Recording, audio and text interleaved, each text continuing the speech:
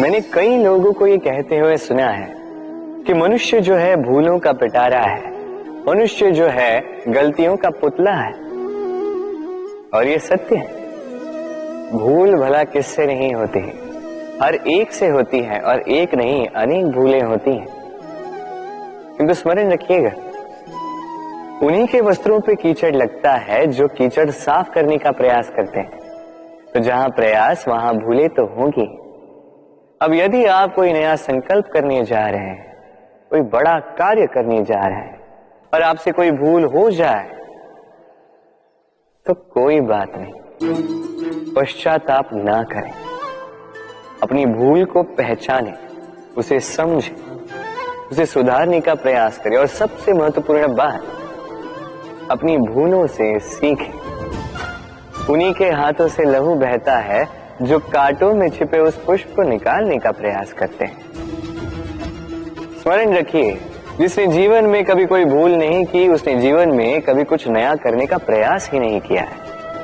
ये भूल आपका सबसे बड़ा शिक्षक है, तो इससे दुखी ना होइए, पश्चाताप ना करें, इस भूल का आदर करना सीखें। फिर देखिए, आप स्वयं को जीवन में और ऊंचा पाएंगे। राधे राधे। ये वृक्ष देख रहे हैं आप, कितना हरा भरा, कितना सुंदर। इसकी शीतल छाया में सुख मिल जाता है। इसकी डालियों पर बैठे पंछी, इनकी वाणी सुनो तो थकान ही निकल जाती। किंतु क्या ये वृक्ष आरंभ से ऐसा ही था? क्या ये सदा ऐसा रहा? नहीं। प्रति वर्ष पतझड़ के निर्मम प्रहार इस पर पड़ते हैं, इसके पत्तों को सुखाते हैं, गिराते हैं, किंतु फिर भी ये वृक्ष अटल खड़ा रहता है। और फिर जब वसंत ऋतु आती है, इन्हें नया जीवन दे जाती है। इन पर पुनः नन्ही नन्ही सी कलियां खिलती।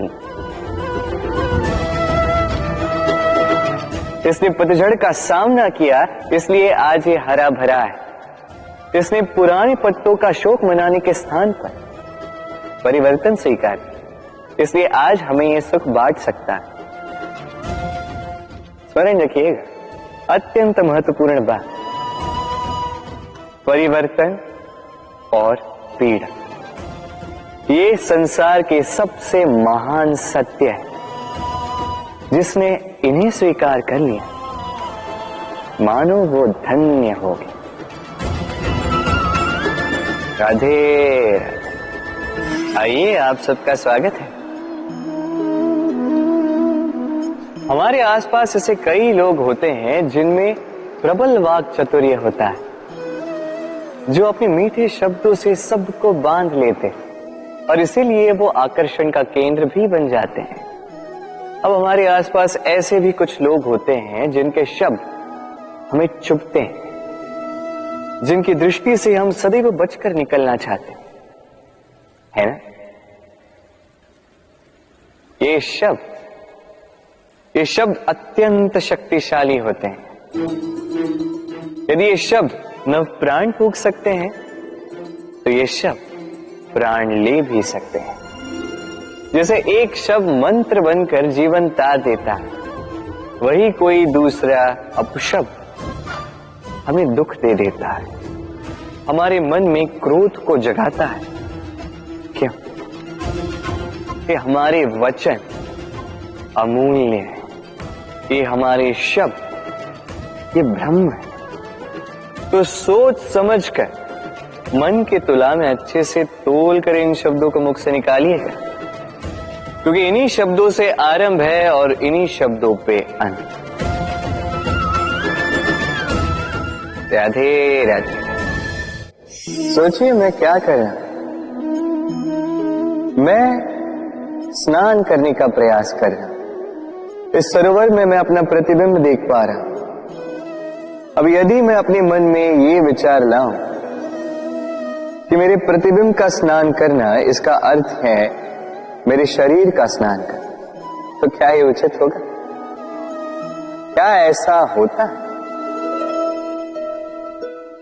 नहीं, कदापि नहीं, क्योंकि आपका शरीर आपके वश में। जब तक आप अपना शरीर नहीं भिगाओगे तब तक आपका प्रतिबिंब नहीं भीगेगा। अब आप सोच रहे होंगे कि मैं ऐसी व्यर्थ की बातें कर ही क्यों रहा, क्योंकि इन बातों का नाता है हमारे जीवन में हमारे अनुभव से। हमारे जीवन में ये अनुभव अत्यंत महत्वपूर्ण होते हैं।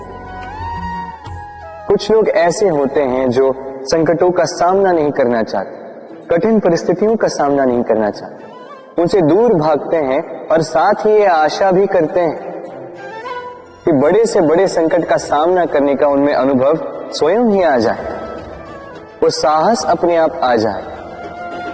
किंतु ऐसा नहीं है, इसलिए संकटों का सामना करें, ना कि उनसे दूर भागे, क्योंकि यह अनुभव बैठे बिठाए तो नहीं आता। इसके लिए आपको उस मार्ग पे चलना होगा जहां संकट है, चुनौतियां हैं, कठिन परिस्थिति है, और इस मार्ग पर निडरता से चलना होगा, इनका सामना करना होगा। फिर देखिए, इस मार्ग में आपकी शक्ति, आपका साहस आपकी प्रतीक्षा कर रहे हैं। राधे राधे। ये मोती देख रहे हैं, शुभ्र, श्वेत, ओजस्वी, और इसे ऐसा ही बनाए रखने के लिए हम क्या कुछ नहीं करते। इसे ऐसे किसी मखमल के वस्त्र में लपेट देते हैं, किसी पिटारे में अच्छे से बंद करके रखते हैं। क्यों? ताकि इस पर खरोच ना आए, ताकि ये मोती टूटे ना, क्योंकि ये अनमोल है। उसी प्रकार है ये दूध फटे ना, इसलिए हम इसे गर्म करके रखते हैं। ग्रीष्म ऋतु में हम इसे शीतल जल में रखते हैं, क्योंकि ये अनमोल है। ये दोनों अनमोल है और इसलिए हम इसे सहेज कर रखते हैं। दूध हमारे तन को और पुष्ट करता है, उसी तन की सुंदरता बढ़ाते हैं ये मोती। अब मोती और दूध की ही भांति होते हैं हमारे अपनों के मन। इन्हें भी हमें सहेज कर रखना चाहिए, इनकी रक्षा भी हमें करनी चाहिए। मीठे वचन, स्नेह, आदर पूर्ण व्यवहार से इन्हें सहेज कर रखें, क्योंकि जैसे एक बार यदि दूध फट जाए तो पुनः उसे ठीक नहीं किया जा सकता। एक बार यदि मोती टूट जाए तो कुछ भी कर लो उसे पुनः नहीं जोड़ा जा सकता। उसी प्रकार एक बार मन में भेद हो जाए तो उसे पुनः पूर्व स्थिति में ले जाना अत्यंत कठिन होता है। मन के मतों में भेद हो सकता है, किंतु मन में भेद नहीं होना चाहिए। इसलिए अपनों के मन सहेज कर रखें, क्योंकि ये अत्यंत अनमोल होते हैं। राधे राधे। कितनी बार ऐसा होता है, आप कोई कार्य करने के लिए इसे किसी को सौंप देते हैं, अब वो व्यक्ति उस कार्य को पूर्ण नहीं कर पाता, अधूरा छोड़ देता है या ठीक से नहीं कर पाता। अब इस परिस्थिति में होता क्या है, आप क्रोधित हो जाते हैं, उस व्यक्ति से रुष्ट हो जाते हैं, उसे डांट लगाते हैं। उसके पश्चात उस कार्य को संपन्न करने के लिए आप स्वयं जुट जाते हैं और अंततः वो कार्य पूर्ण हो ही जाता है। अब इसमें समस्या उस व्यक्ति के प्रयास की नहीं थी, समस्या आपने जो उस व्यक्ति के प्रति आस रखी उसकी थी। हम दूसरों के प्रति अपनी आस को प्रथम सीढ़ी बना लेते हैं और स्वयं पर विश्वास को अंतिम सहारा। इसके स्थान पर होना ये चाहिए कि स्वयं पर विश्वास को हमें प्रथम सीढ़ी बनानी होगी, उसे अपना सहायक मानना होगा। यदि ऐसा करोगे तो परिणाम और भी सुख और भी आनंददायी होंगे। स्मरण रखिएगा, इस संसार में आपका सबसे बड़ा सहाय और कोई नहीं। इस संसार में आपका सबसे बड़ा तारणहार और कोई नहीं, स्वयं आप हैं। राधे राधे। मुझे अच्छे से स्मरण है, एक बार एक गैया वन से निकलकर हमारे घर चली आई। हमने बड़े प्रयास किए उसे पुनः भेजने के, किंतु वो नहीं लौटी। मैंने मैया को देखा, मैया ने कहा, अच्छी ही तो बात है, ईश्वर का आशीर्वाद है जो गौ माता स्वयं चल के हमारे पास आई है। अब तो कान्हा और बलराम को और दूध पीने के लिए मिल जाएगा। कुछ माह तक वो गैया हमारे साथ रही, उसके पश्चात स्वयं ही एक दिन लौट गए। नंद बाबा निराश हो गए। मैंने मैया को देखा। मैया ने कहा, अच्छा ही तो है, अब गोबर उठाने का श्रम नहीं करना होगा। उस दिन मैंने जो सीखा आज आप भी सीख लीजिए कि समस्या परिस्थिति में नहीं, मनस्थिति में होती है। सकारात्मक दृष्टिकोण से हर समस्या को देखिए तो सही, हर समस्या में आपको उसका हल स्वयं मिल जाएगा और कुछ रहेगा तो केवल और केवल आनंद। आइए इसी आनंद के साथ कहें, राधे राधे। चलिए आपसे एक प्रश्न करता हूं, सबसे स्वादिष्ट फल कौन सा है? अब कोई कहेगा आम, तो कोई कहेगा सीताफल, कोई कहेगा अमरूद, और क्यों नहीं, अब प्रत्येक व्यक्ति की अपनी अपनी रुचि है, अपना अपना स्वाद है। कोई ये भी कह सकता है कि भाग्य से जो भी फल मिले वही सबसे अच्छा। अब रुचि चाहे जो भी हो, जैसी भी, सबसे मीठा फल वही जो परिश्रम के पश्चात प्राप्त हो। अब देखिए, तिनका तिनका जोड़कर, पाई पाई जमाकर अपनी स्वयं की एक कुटिया बनाना, उसमें रहना, वाह, इसका आनंद ही कुछ और है। और इसके समक्ष बड़े बड़े महलों का सुख फीका पड़ जाता है। ऐसा क्यों होता है? इसका उत्तर बड़ा ही सीधा साधा है। जब आप परिश्रम करते हैं, मानसिक परिश्रम करते हैं, शारीरिक परिश्रम करते हैं, अपना सारा समय उसमें निवेश करते हैं, निरंतर प्रयास करते हैं, उसके पश्चात आपको यह फल मिलता है, तो इस फल का मूल्य तो आप जानते ही हैं। स्मरण रखिएगा, परिश्रम अमूल्य है, इसलिए इससे मिला फल भी अतुल्य है। तो परिश्रम करते जाइए, निरंतर प्रयास करते जाइए, इस फल को प्राप्त करते जाइए, अपने इस जीवन में इस सफलता को प्राप्त करते जाइए। और मेरे साथ प्रेम से कहिए, राधे राधे। लोग कहते हैं संगठन में बहुत शक्ति होती है, और सत्य कहते हैं। अब देखिए, एक उंगली और एक मुट्ठी के बल में कितना अंतर है हम सभी जानते हैं, किंतु एक उंगली आपको उचित मार्ग दिखा सकती है, मुट्ठी मार्ग अवरुद्ध कर सकती है। इसलिए यह जानना अत्यंत महत्वपूर्ण है कि संगठन और भीड़ में क्या अंतर है, इसे पहले पहचान। संगठन वो जहां आपका अपना व्यक्तित्व, अपनी पहचान,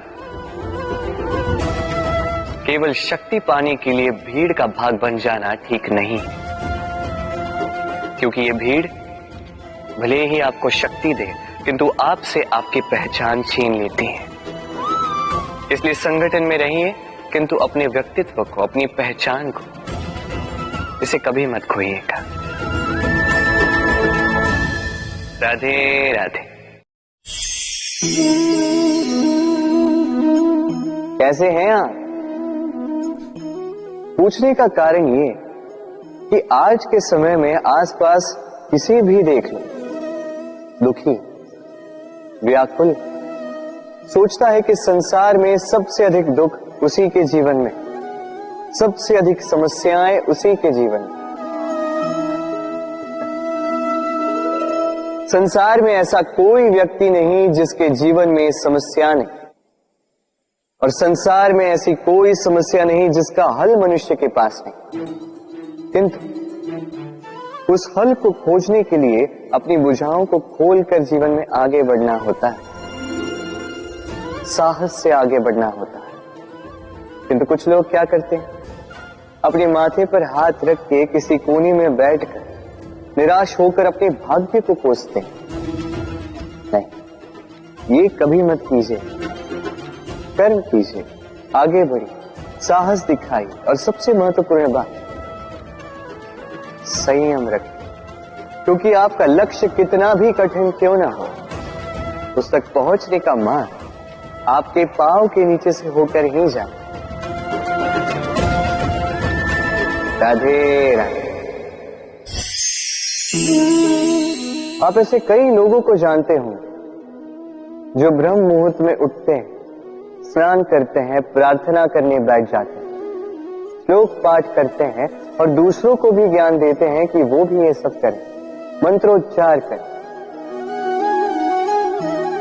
मंत्रोच्चार निस्संदेह इसमें बहुत शक्ति होती है, किंतु ये शक्ति आपको तभी मिलेगी जब आप उस मंत्र में छिपी सीख आत्मसात करेंगे, अपने जीवन में उतारें, उस सीख को आप कर्मों में परिवर्तित करें, प्रेम से इस सद्ज्ञान को अपने जीवन में लाइए, इसका प्रयोग कीजिए, तब मिलेगी आप इस मंत्र की शक्ति।